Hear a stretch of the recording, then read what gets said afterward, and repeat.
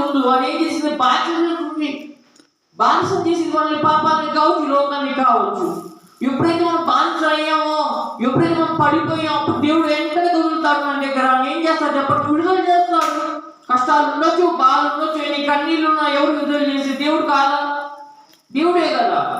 అంటే అపవాది విమోచన ఇవ్వదు, అపవాది బంధిస్తుంది, మీకు అన్నిటినీ ఏడుపుని కలిగిస్తుంది, భయపెడుతుంది. అపవాది చేసే పనులు ఇవి. ఎవరైతే ప్రార్థన జీవితం కలిగి ఉంటారో, ఎవరైతే ప్రార్థన శక్తి కలిగి ఉంటారో, అపవాది రాదు, వాళ్ళకి పనుకోవద్దు వచ్చింది.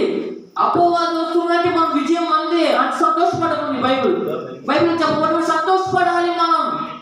ఎప్పుడైతే అపవాది దాని దేవుడు ఉన్నాడు మనం అనగాల. గొప్ప కార్యం జరిగేటప్పుడే దేవుడు శ్రమ వస్తుంది మనకి. హల్లెలూయా. ఎప్పుడైతే మనం దేవుడిని నమ్మి వెంబడిస్తామో అప్పుడు విమోచన మనకు దొరుకుతుంది. ప్రార్థన ఎంత బలమైందంటే దుర్గాలు పడే దేవుడు మనం దుర్గాలు ప్రార్థన అంత బలమైంది ప్రార్థన. కొందరు ప్రార్థన చేయరు. ప్రార్థన ఏముంది? విమోచన అనుకోవద్దు. బైబిల్ మీరు అడుగుతేనే ఇవ్వబడుతుంది. మీరు అడగాలి. పొద్దునేసి దేవుడు కాపాడు, మా శత్రువులు తగ్గుతున్నారు, ప్రార్థన చేయట్లేదు, దేవుడు వైపు అలనియట్లేదు, చంపుతున్నారు, చంపాలని చూస్తున్నారు, ప్రార్థన చేయండి, విజయం అందే.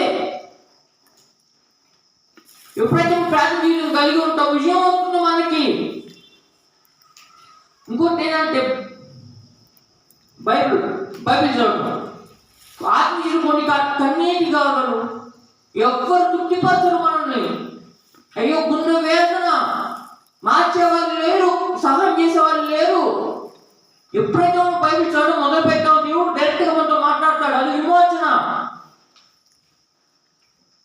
మన నిరంతరం దేవుడు వైపు ఉన్నాడు. బైబిల్ చదవాలి, బైబిల్ విడిచిపెట్టకూడదు. మూడోది చెప్పి పాటలు. ఎప్పుడైతే కన్నీళ్ళు ఉన్నాయో, ఎప్పుడైతే కష్టాలు ఉన్నాయో, ఎప్పుడైతే మనం ఏడుస్తున్నామో అప్పుడు పాటలు ఎంత బాగుంటుంది. విడుదల దొరకదా? దొరుకుతుంది. ఇక అంటే మనం నేర్చుకోవచ్చు. ఏస్తగా విడుదల, ఏస్తగా విమోచన, ఏసే మన బలం. హల్లెలూయా. ఎవరైతే దేవుడి వైపు చూస్తారో, ఎవరైతే దేవుడి వైపు వెంబడిస్తారో విమోచన. మోసే గారికి అది చెప్పవచ్చు. మోసే కర్రే దేవుడు అన్నాడు విజయసర్పాలు కలిసింది వాళ్ళని.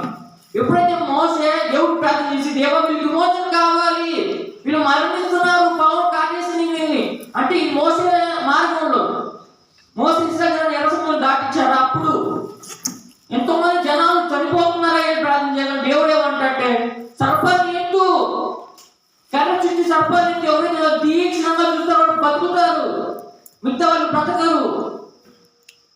ఎవరైతే మోసే కన్నెత్తాడో ఆ కర్రవైపు ఎవరైతే దీక్షణంగా చూస్తారో బతికారు. అక్కడ మరణించలేదు, చాలా మంది మరణించినా చూసి వాళ్ళందరూ బ్రతికారు అక్కడ. అంటే మనం ఏం చేస్తాం? మనం ఏం నేర్చుకోవాలంటే ఇప్పుడు యేసు మన కోసం ఎత్తబడ్డాడు. హల్లెలూయా. ఎవరైతే యేసు వైపు దీక్షణంగా చూస్తారో, ఎవరైతే యేసు వైపు పడిపోకుండా చూస్తారో వాళ్ళకి విమోచన దొరుకుతుంది. ఈ లోకంలో విమోచన దొరుకుతుంది. ఈ లోకంలో ఒకళ్ళన్నా ఇద్దరున్న భయపడకూడదు మనం. ఎందుకంటే మన బలం కూడా చెప్పండి. దేవుడు వైపు ఎప్పుడో దీక్షంగా చూసినప్పుడు విడుదల దొరుకుతుంది, రక్షణ దొరుకుతుంది.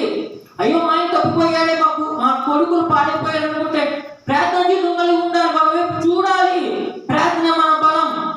ఎప్పుడైతే మనం ప్రార్థన చేస్తామో, ఎప్పుడైతే విడుదల దొరుకుతుందో మనం స్తుతి చెల్లించాలి దేవుడికి.